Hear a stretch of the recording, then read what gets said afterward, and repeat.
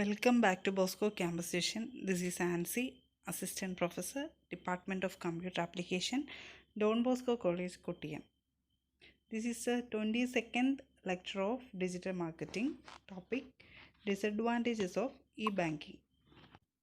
In the previous lecture, we are discussing what are the advantages of e-banking. The advantages of e-banking are convenience, low-cost banking service, higher interest rate, transfer services, ease of monitoring, ease of transaction, discounts, quality service, anytime cash facility. These are the advantages of e-banking. In this lecture, we are discussing what are the disadvantages of e-banking. First one, high startup cost. Second one, security concerns. Third one, training and maintenance. Fourth one, transaction problems. And the last one is lack of personal contact between customer and the banker. First one, high startup cost. Second one, security concern. Third one, training and maintenance. Fourth one, transaction problems. Fifth one is lack of personal contact between customer and the banker. First disadvantage is high startup cost. E-banking requires high initial startup cost. It includes internet installation cost, cost of advanced hardware and software, modem, computers, and cost of maintenance of all computers. നേരത്തെ ലെക്ചറിൽ നമ്മൾ കുറേ advantages പഠിച്ചു. എന്നാൽ ഇ-ബാങ്കിങ്ങിന് കുറേ ഡിസഡ്വാൻറ്റേജസും ഉണ്ട്. എന്താണ്? E-banking requires high initial startup cost. ഒരു ഇനീഷ്യൽ സ്റ്റാർട്ടപ്പിന് വേണ്ടിയിട്ടുള്ള കോസ്റ്റ് എന്ന് പറയുന്നത് വളരെ കൂടുതലായിരിക്കും. എന്തിനു വേണ്ടിയിരിക്കും? ഇൻസ്റ്റലേഷൻ കോസ്റ്റ് എന്ന് പറയുന്നത്, അതായത് ഇൻ്റർനെറ്റിൻ്റെ ഇൻസ്റ്റലേഷൻ കോസ്റ്റ്, പിന്നെ എന്താണ്, കുറേ ഹാർഡ്വെയർ സോഫ്റ്റ്വെയർ ഒക്കെ പർച്ചേസ് ചെയ്യണം, പിന്നെ മോഡം, പിന്നെ എന്താണ് ഈ മെയിൻ്റനൻസ് ഓഫ് കമ്പ്യൂട്ടേഴ്സിൻ്റെ കോസ്റ്റ് എന്ന് പറയുന്നതൊക്കെ എന്തായിരിക്കും? ഹൈ ആയിരിക്കും. അതാണ് പറഞ്ഞത്, ഇനീഷ്യൽ സ്റ്റാർട്ടപ്പ് കോസ്റ്റ് എന്ന് പറയുന്നത് എന്തായിരിക്കും? ഹൈ ആയിരിക്കും. ആദ്യം ഇറക്കുന്ന പൈസ എന്ന് പറയുന്നത് ഏറ്റവും കൂടുതലായിരിക്കും. അതായത് പുതിയ സാധനങ്ങളെല്ലാം എന്ത് ചെയ്യണം? വാങ്ങിച്ചാൽ മാത്രമേ ഇത് സ്മൂത്തായിട്ട് ഫങ്ഷൻ ചെയ്യാൻ പറ്റത്തുള്ളൂ.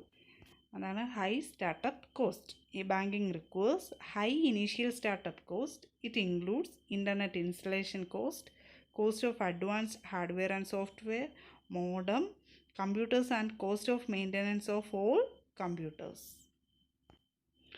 Second disadvantage is security concerns. One of the biggest disadvantages of doing e-banking is the question of security. People worry that their bank accounts can be accessed without their knowledge, or that the funds they transfer may not reach recipients. അതായത് one of the biggest disadvantages of E banking എന്ന് പറഞ്ഞാൽ നമുക്ക് പറയാം എന്താണ്? ഈ security concerns എന്ന് പറയുന്നത്. അതായത് കസ്റ്റമേഴ്സിന് എപ്പോഴും അവരുടെ അക്കൗണ്ടിനെ പറ്റിയിട്ട് എന്തായിരിക്കും? ഒരു ഭയങ്കര ആശങ്കയായിരിക്കും. കാരണം എങ്ങനെ ഹാക്ക് ചെയ്യുന്നുണ്ടോ, അതായത് അക്കൗണ്ടിൽ നിന്ന് ക്യാഷ് പോകുന്നുണ്ടോ എന്നൊക്കെ ഉള്ളത് ഭയങ്കര ഒരു പേടിയുള്ളൊരു കാര്യമാണ്. അതായത് ഇപ്പോഴത്തെ ഒരു കാലഘട്ടത്തിൽ എന്ന് പറയുന്നത് ഹാക്കേഴ്സ് എന്ന് പറയുന്നത് ഒരുപാട് കൂടിക്കൊണ്ടിരിക്കുകയാണ്. അതായത് നമ്മുടെ അക്കൗണ്ടിൽ നിന്നും ഇതുവഴിയാണ് ക്യാഷ് അവർ വിഡ്രോ ചെയ്യുന്നത്. നമുക്കൊരിക്കലും പ്രെഡിക്റ്റ് ചെയ്യാൻ പറ്റത്തില്ല അതെങ്ങനെയൊക്കെയാണെന്ന്.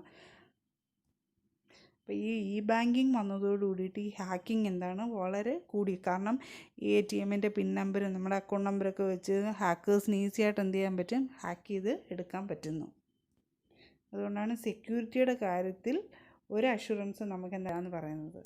അപ്പോൾ ഫസ്റ്റ് വൺ എന്ന് പറയുന്നത് high startup cost. Second one is security concerns. Third disadvantage is training and maintenance. E banking requires 24 hours supportive environment, support of qualified staffs. Bank has to spend a lot on training to its employees. Shortage of trained and qualified staff is a major obstacle in e-banking activities.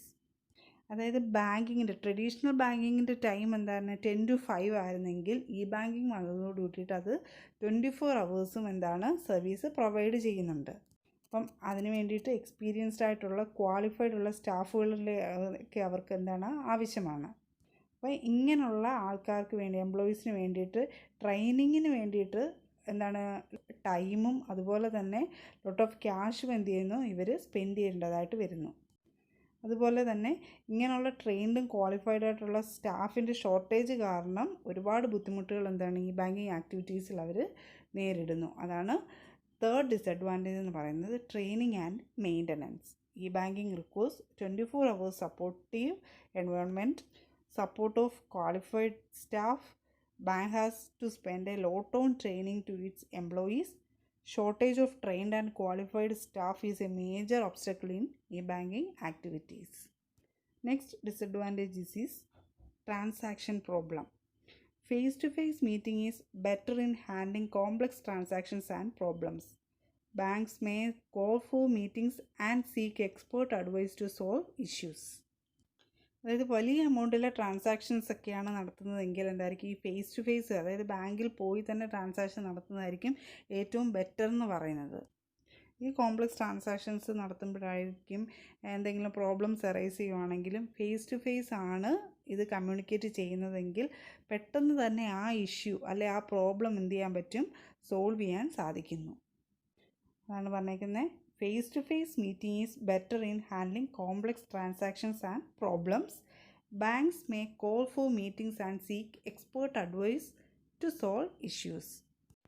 Fifth disadvantage is lack of personal contact between customer and banker. Customary banking allows creation of a personal touch between a bank and its clients. A personal touch with a bank manager can enable the manager to change terms in our account since he or she has some discretion in case of any personal circumstantial change. It can include reversal of an unserved service charge. അതായത് E banking വന്നതോട് കൂടിയിട്ട് ഈ കസ്റ്റമറും ബാങ്കറുമായിട്ടുള്ള communication എന്ത് ചെയ്യുന്നു, നന്നേ കുറയുന്നു. ആരും ബാങ്കിൽ പോയി സർവീസസുകളൊന്നും നടത്തുന്നില്ല. എല്ലാവരും ഒന്നുകിൽ മൊബൈൽ ഫോണിലോ ഒക്കെ ഇരുന്നിട്ടായിരിക്കും എന്ത് ചെയ്യുന്നത്, എല്ലാ ട്രാൻസാക്ഷൻസ് ഹാൻഡിൽ ചെയ്യുന്നത്. അപ്പോൾ നമ്മുടെ എന്തൊക്കെ ട്രാൻസാക്ഷൻസ്, പ്രീവിയസ് ട്രാൻസാക്ഷൻസ് അറിയണമെങ്കിലും മിനി സ്റ്റേറ്റ്മെൻറ്റ്സ് എടുക്കണമെങ്കിലും എല്ലാം ത്രൂ എന്തായിരിക്കും, മൊബൈൽ വഴിയായിരിക്കും എല്ലാവരും എന്ത് ചെയ്യുന്നത്, ആക്സസ് ചെയ്യുന്നത്. അങ്ങനെ നമ്മൾ പോയി ബാങ്കിൽ നേരിട്ട് പോയി ചെയ്യാതെ നമ്മളെല്ലാം ഈ ഓൺലൈൻ വഴിയായിരിക്കും ഹാൻഡിൽ ചെയ്യുന്നത്. അപ്പോൾ ഇതിനെല്ലാം ഒരു സർവീസ് ചാർജ് എന്ത് ചെയ്യുന്നു, അവർ ബാങ്കുകാർ ഈടാക്കുന്നുണ്ട്. അപ്പോൾ lack of personal contact between customer and the banker. The disadvantage of banking are high startup cost, security concerns, training and maintenance, transaction problems. Last one is lack of personal contact between customer and the banker. Then going to a next topic, what are the forms of e-banking? First one, internet banking. Second one, ATM machines. And the third one is e-check. അതായത് ഒരു customer ബാങ്കിലെ transactions handle ചെയ്യാൻ വേണ്ടിയിട്ട് ഇൻ്റർനെറ്റിൻ്റെ സഹായത്തോട് കൂടിയിട്ട് electronic devices വഴി, അതായത് electronic devices ആയ കമ്പ്യൂട്ടറോ മൊബൈലോ വഴി ട്രാൻസാക്ഷൻസ് ഹാൻഡിൽ ചെയ്തതിനെയാണ് നമ്മൾ ഇൻ്റർനെറ്റ് ബാങ്കിങ് എന്ന് പറയുന്നത്. Next one is ATM machines. The customers can withdraw cash, deposit cash, transfer funds using ATMs. ATM machine വഴിയിട്ട് ഒരു കസ്റ്റമർക്ക് ക്യാഷ് വിഡ്രോ ചെയ്യാനോ അല്ലെങ്കിൽ അദ്ദേഹത്തിന് ഡെപ്പോസിറ്റ് ചെയ്യാനോ അല്ലെങ്കിൽ ഫണ്ട് ട്രാൻസ്ഫർ ചെയ്യാനോ സാധിക്കും. എന്തിൽ നിന്ന്? ATM മെഷീനിൽ നിന്ന്. Third one is e-check. The customer can transfer money using PayPal or other service providers. അതായത് വേറൊരാളുടെ അക്കൗണ്ടിലേക്ക് നമുക്ക് മണി ട്രാൻസ്ഫർ ചെയ്യാൻ പറ്റും. ഈ സർവീസ് പ്രൊവൈഡേഴ്സ് വഴി, അതായത് പേപ്പാൽ അല്ലെങ്കിൽ ഗൂഗിൾ പേ, ഫോൺ പേ പോലുള്ള സർവീസസ് വഴി നമുക്ക് എന്ത് ചെയ്യാൻ പറ്റും, മണി ട്രാൻസ്ഫർ ചെയ്ത് കൊടുക്കാൻ പറ്റും. അതിനെയാണ് e-check എന്ന് പറയുന്നത്. അപ്പോൾ what are the forms of e-banking എന്ന് ചോദിച്ചാൽ first one internet banking, second one ATM machine, third one is e-check. Today's question is explain the disadvantages of e-banking and what are the different forms of e-banking. First question, what are the disadvantages of e-banking, and second question is what are the different forms of e-banking.